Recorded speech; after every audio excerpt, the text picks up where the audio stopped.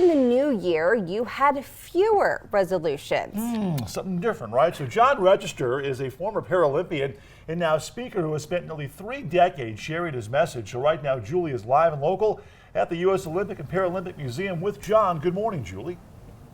Hey, good morning to you. Yeah, John is here with us. He's also a veteran, and as you said, he's been speaking publicly for about 3 decades. John, what got you into speaking? Because you were telling me off camera, and I had a little chuckle about it. So I got into speaking through a high school that was down in Houma, Louisiana. All the kids were asking me about, oh, Mr. Register, what I know your favorite restaurant's IHOP, right? So I was telling all these little dad jokes and things. And it was so funny because it would go back to the principal, and the principal would call the recruiter doing these terror missions, total Army involvement in recruiting.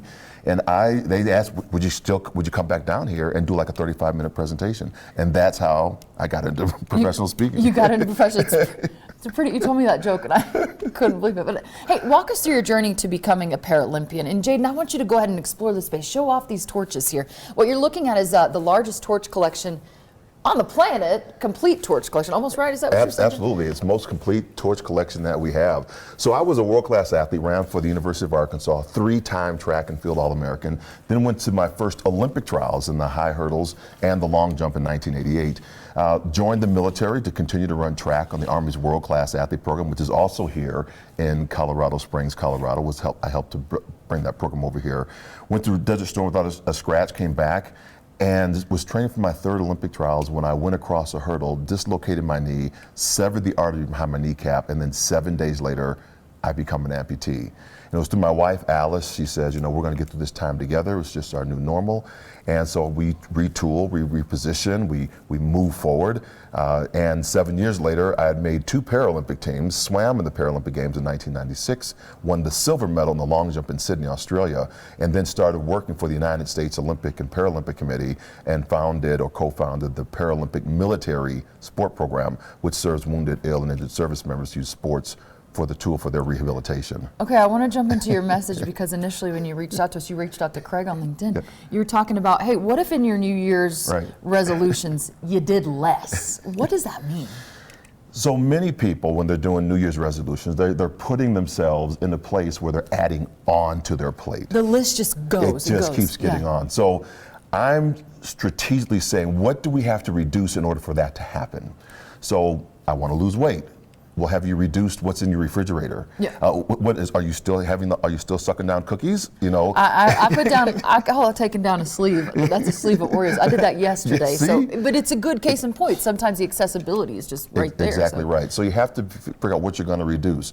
Other people they want to get more in shape. But have you gotten that gym membership? Are you actually going to the gym? Or have you put that into the time? What needs to be separated for you to actually make the space and time to get to the gym, or else you'll fall back into your old patterns? Okay, we're gonna jump into more of what you have to say, the tips and tricks that you're offering in a little bit, right around 6:20 or so, Craig and Abby. Hey, thanks a lot. What a story. You're struggling with your New Year's goals. A former Paralympian turned speaker says perhaps the key to success is doing less. This is a pretty neat philosophy here. Right now, Julie live and local at the U.S. Olympic and Paralympic Museum with more. Julie, good morning.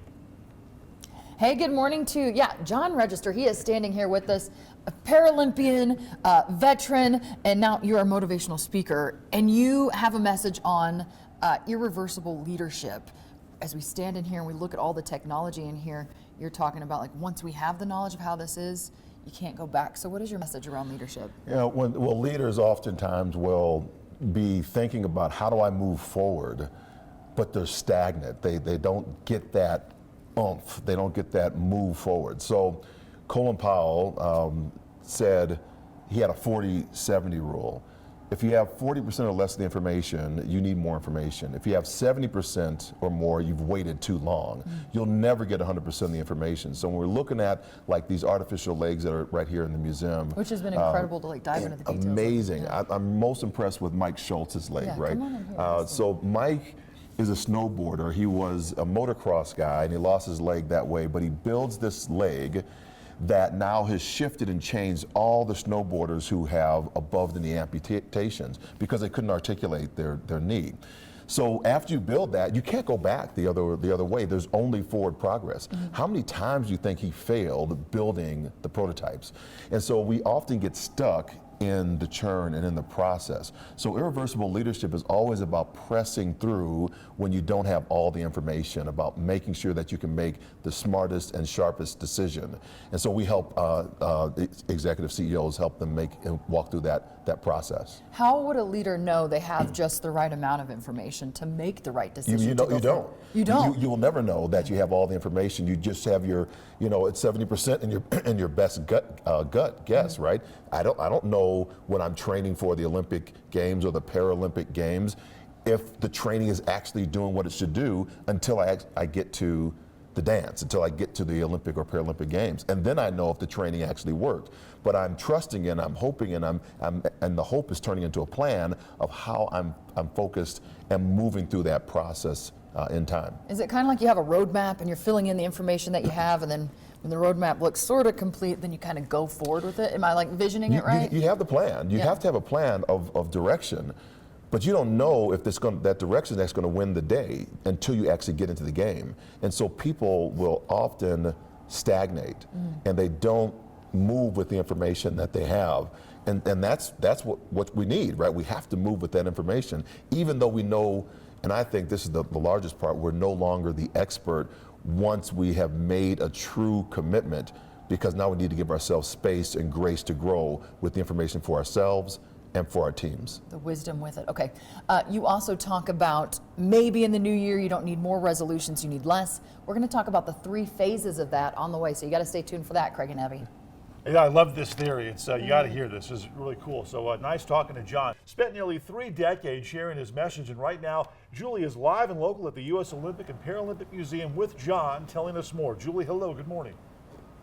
Hey, good morning to you. Yeah, John is here with us. You came up with Amputate to Elevate, and we kind of apply it to New Year's resolutions. You got to look at what you have, look at your goals, and figure out what you need to strip away. Walk us through the first phase of this, because you said it's 3 phases. All right, there are 3 phases. The first phase is the reckoning. The reckoning is hurdled when you realize you do not get back what you desire to have back when some type of trauma has impacted your life. So there's trauma going on. If you want a New Year's resolution, you have to grieve that loss. What is it that you do not have access to any longer? I want to walk through an example because Melissa Stockwell, we love her here in Colorado Springs. She's a great example. Walk me through your connection to her and how that message applies to what she went through and how you at home can take something away. Sure. So Melissa and I met at Walter Reed Army Medical Hospital when she was first injured from the Iraq War. Right before building that Paralympic military sport program, I was out trying to get athletes and individuals with disabilities to make Paralympic teams and to actually, work myself out of a job. Really, that's the biggest thing. But Melissa's not going to go back to theater. She's not going to be a second lieutenant any longer. So she has to grieve that portion of her loss and then try to fill that with something else that advances her forward so that she can elevate. So what does she do? She becomes a Paralympic athlete and winds up, on 9/11 in the triathlon down in Rio de Janeiro, wins the bronze medal in a USA sweep. So we see what happens when we can do that, but first you have to grieve the loss. And with the loss, there's language that goes along with it. How do you know that you're in a grief moment? I wish I could get back to this other state. You know what, I've been working at this company for 15 years. Why do we got to change now? That's the reckoning. Yeah. Whenever we hear that language, and we need to grieve that loss and move forward. So phase 1, the reckoning. The reckoning. How do you recognize you're in grief? Because grief, I feel, can often paralyze you, can leave you kind of there in that state. So how can you recognize, grieving what you've lost, grieving what you're willing to leave behind in order to grow forward? Because you're not moving forward, right? You feel stuck. There is no, I'm just spinning out here. That's one way to recognize it. The second way is just what I said with the language that we're using around it. I wish things would go back to the way they used to be. Why can't we move forward? When my mom passed away, 3 years ago, I'm still in that reckoning moment because I'm not moving forward from that. I still want to call her on the telephone. So I am wishing a previous state that's no longer in existence would be in my present state right now. So in application to New Year's, you've got to look at what your goal is, look back, and accept that there are things that you have to part ways with. Absolutely. And it's hard to do, but it's necessary in order to go forward. The longer we live, right, the more stuff we accumulate, the harder it is to leave those behind. And it's also the stories that we are telling ourselves. Is that story really the true story? Or is it a story that I've made up that I'm now so comfortable sharing that I can't see even another pathway? So we have to break those stories down and see if those stories are actually fitting in today's market. Okay, phase 1 of Amputate to Elevate, the reckoning. The What reckoning. What is phase 2? We're gonna go to phase 2, but you got to wait for the next segment. Phase 2. Phase 2 is revision. Revision. Craig and Abby. Okay, good stuff to think about. I'm this glad less is doing less. Yeah, so right now Julie is out there live and local at the U.S. Olympic and Paralympic Museum with more. Hello, Julie. Good morning. Good morning to you. Yeah, maybe you're wondering, why are we here for this location? It's because you're a Paralympian. Yes. You have a big voice in that community. Yep. You also came up with Amputate to Elevate, and that's where you really look at your life and figure out what you can get rid of in order to move forward. We had the first phase, the reckoning, realizing what you have, grieving it, and the second phase, of course, is going to be rewriting it, really. Right. The revision. There's the word I was looking for. Okay, so walk me through what the revision is and how it kind of ties to the 1980 boycott of the Olympics. Right. So if everybody remembers the 1980 boycott, I think for me, this is the best part of this museum, because without the Olympic and the Paralympic Games, we don't even have a museum. Mm-hmm. And so we boycotted the games. Jimmy Carter did in 1980 because of the Russians, the Soviets. And so what's going on in this is now we have athletes, all these names on the wall are people that were not able to compete, even though they made the team. The revision is being able to cast a new vision, and even though they've made it through that portion, now they're in this state of grief where they can't move forward. Right. But some actually did. Some actually were able to take that grief and shift it, because they were able to go to the 1984 Olympic Games. Yeah. And so that is what I think is so powerful about it. I mean, we have, one of the greatest Olympians ever is Carl Lewis. He's on this wall. He didn't get a chance to go to the 1980 To train Games. and train and train, and then to get And there then it's not there. and not get what you but want. then he goes to 1984, and he wins the 100-meter gold, he wins the 200-meter gold, he wins the 4x100-meter relay gold, He just takes and it the all. long jump, right? Yeah. And so now we're right here with Bob Beamons in this long jump. Yeah. But that's so powerful, because in the revision, there are forces that hold you back. 3 forces: other people who believe for you what you can or cannot do, which is based on what they believe they could or could not do if they were in your situation. Kind of like a reflection of them. Their view Absolutely. of what you want to do is a reflection of themselves, what they believe they could do. Absolutely. And so that holds that, and usually they're closest to you. So therefore, you believe what they're saying. You give and weight to you their don't, words, right? yeah. You give a lot of weight. And the second thing is is society, and so we conform a lot to what the whole consensus of group is doing. So as an amputee, I see Captain Hook, right? Captain Hook's an above the wrist amputee. I'm watching him when I'm 6, 7 years old on Walt Disney World's movies. I'm watching Peter Pan. He's the antagonist. He's dark. He's mysterious. He's scaring the Lost Boys. But wait a minute, I'm now an amputee. Is that how society sees me? Am I the villain? Am I the antagonist in the movie?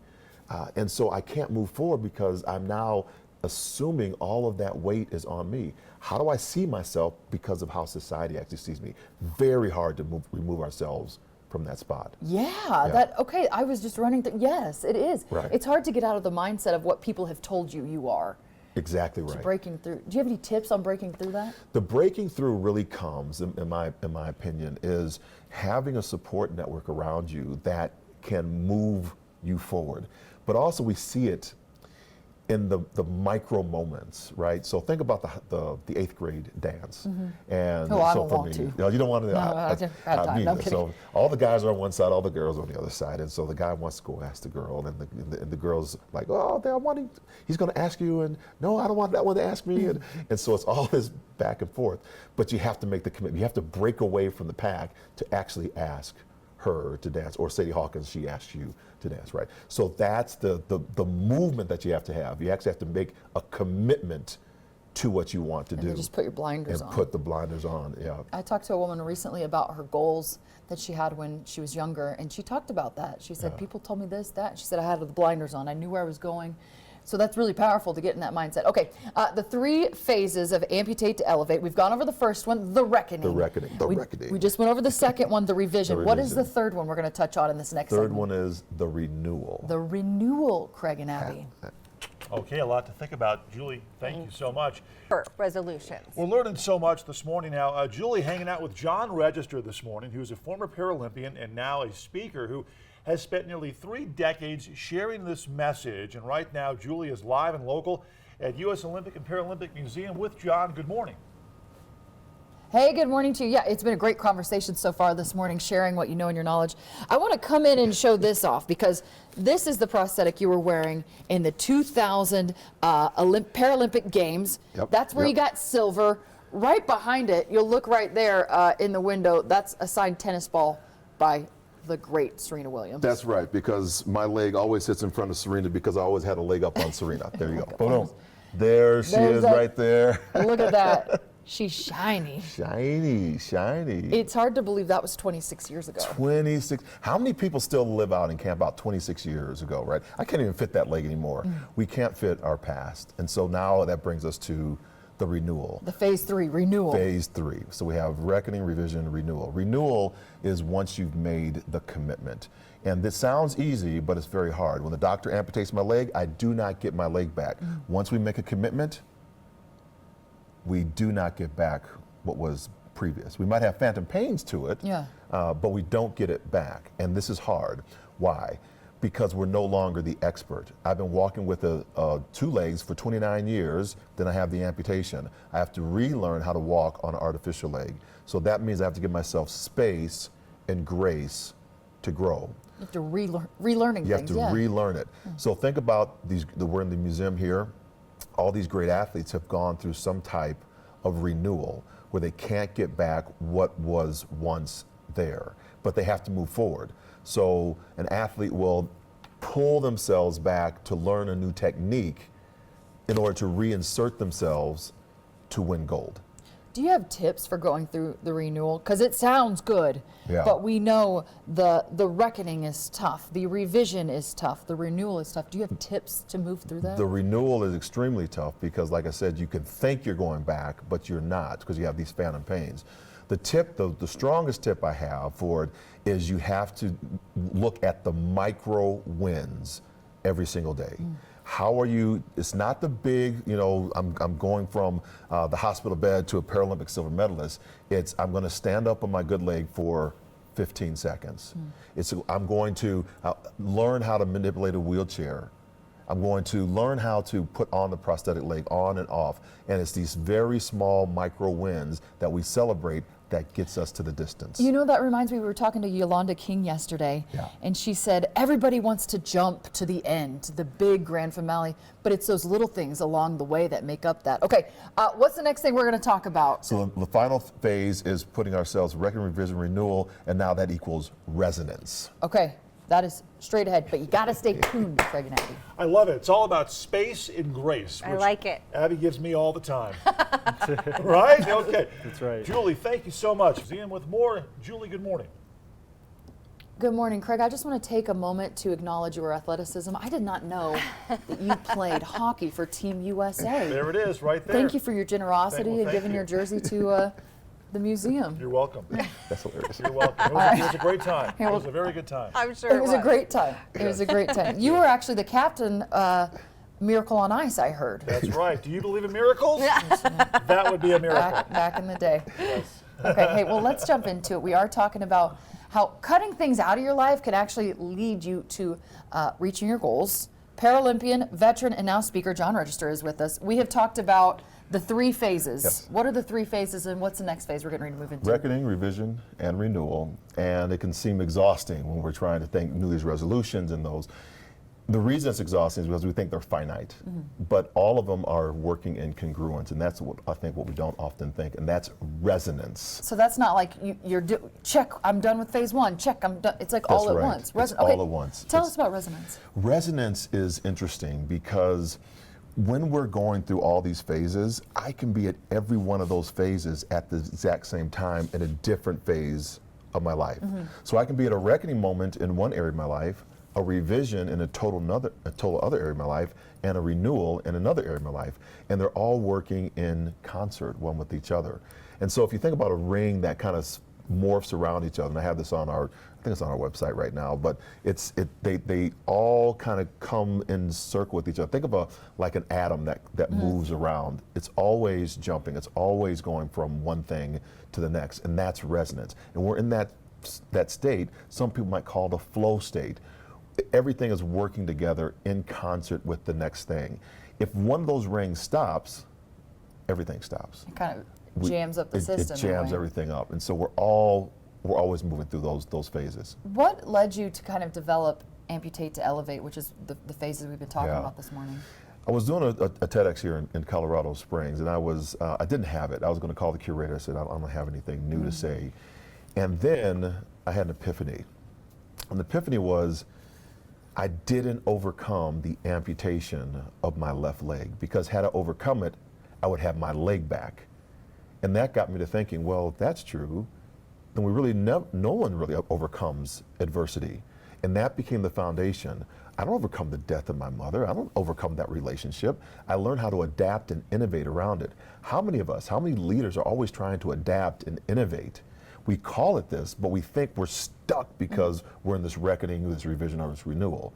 We're really in this state of resonance that we're trying to get to, this total flow state. And that's what this whole museum is all about. It's all about somebody having a dream, a vision, a goal, and actually doing it and not just thinking about it. Yeah, I think a lot of us sit in the thinking, and that thinking can kind of drive you mad. The doing kind of propels you forward. Right, and it's those small steps. You don't have to do the whole thing. When I was building the Paralympic military sport program, it really wasn't to get Paralympic athletes out of military service members. It was to work myself out of a job, is what I said. But when you think about it, those soldiers, their loss was the unit. They wanted to get back to the unit, no matter what condition they were in. It doesn't matter if they were double leg amputee, single leg amputee, a triple amputee. They wanted to get back into the fight. Once they understood they could no longer do that, then another world opened up to them, and they could actually revision of what it is they wanted to do. So we saw Melissa Stockwell, there's Rico Roman that's in here, and all these military athletes that became Paralympians because that program was in existence for them. You were telling me that led to the Invictus Games, so moving forward, you never know what that is going to lead to. You just have to start, Craig and Abby. Good morning. Hey, good morning. You know, we started our time with you this morning at the torches. So the start of the Olympics, the start of the Paralympics, we're ending with the wall of medals. John has been giving us a lot of wisdom this morning. We have gone through the phases of moving forward, really. There is kind of a final phase, which is just get to it, the do. What is the action? The action that most people don't understand is only one action, and that is to act. We take so many notes, copious notes. Anytime I'm talking to large corporations, and they say, "What's the action step to do?" And we sit paralyzed, and we don't do. And so I will say emphatically, okay, tomorrow by 10 o'clock, I want you to take one action on one thing that you know you have to do, get an accountability partner, and then check in with that accountability at 10 tomorrow. Don't send them an email, call them on the phone. And 1% will take the action. Do you think a lot of people fear the to do because they have a deep fear of failure? I think that could be part of it. I think there's lots of reasons why people just don't do. Maybe it's, they've tried it once before in their life and they failed or said they failed. But failure is always a lesson to learn. I think the bigger thing is once we act, at least in my case I found, the thing that I'm looking for or the thing that I want to attain, it doesn't happen the way I thought it was going to happen. We just went through this whole museum, and my story starts out with the Olympic side of the house, and I want to become an Olympic class athlete. I become a Paralympic athlete. But I started. And I restarted after I had the amputation. Okay, I want to end on this because you have a podcast for people who are looking for more. They want more. They want more. What's the name of the podcast? The podcast is Irreversible. The Amputate to Elevate podcast with your host, John Register. With this guy right here. And we interview executives and CEOs that have made irreversible decisions. What does it look like to move forward? What did they find out? What did they discover? What did they have to release? What did they have to amputate in order to elevate. And it's a fantastic podcast. Okay, I'm going to download it because I'm excited to hear what you have to say. In the meantime, we're going to send it back to you, Craig and Abby. All right, good stuff, Julie and John. Thank you so much. Yeah.